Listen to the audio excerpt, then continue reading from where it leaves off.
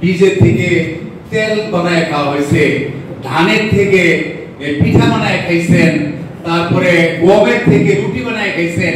আল্লাহ দোহাই লাগে, সরকারের যে উদ্দেশ্য আপনাদেরকে প্রণোদনা দেওয়া, এটাকে যেন বাস্তবায়ন থাকে। অন্তত ওনাদেরকে আমরা অনুরোধ করবো যে মনিটরিংটা ঠিক মতো রাখে, মানুষগুলো বীজগুলো কি সে মাঠে যাইতেছে কিনা, তারা করতেছে কিনা, এটা যেন নিশ্চিত করা হয়।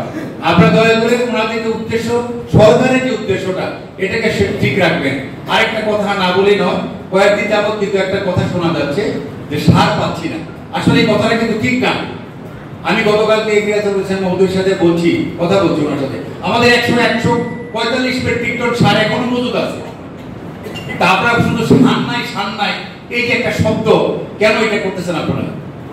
এটা কোনোভাবে ঠিক না। এমপি যেটা আছে এখনো গুদামে আছে, এখনো ডিলারদের কাছে আছে, এবং আমি আমার জানা মতে বিএসরা সারাক্ষণ বসে থাকে ওইখানে, সারাক্ষণ বসে থাকে। আমার কাছে যে সন্দেহ হইতেছে আপনারা বোধহয় কিছু মজুদ করার চিন্তা করতেছেন, কিছু সার বোধ হয় আপনারা ভবিষ্যতের জন্য মজুদের চিন্তা করতেছেন। যদি এরকম হয়ে থাকে কিন্তু ঠিক হবে না, কারণ প্রতি বছর তো সিজনের সময় সার তো আসছে, সারের কিন্তু এখন কোনো ধরনের সংকট নাই।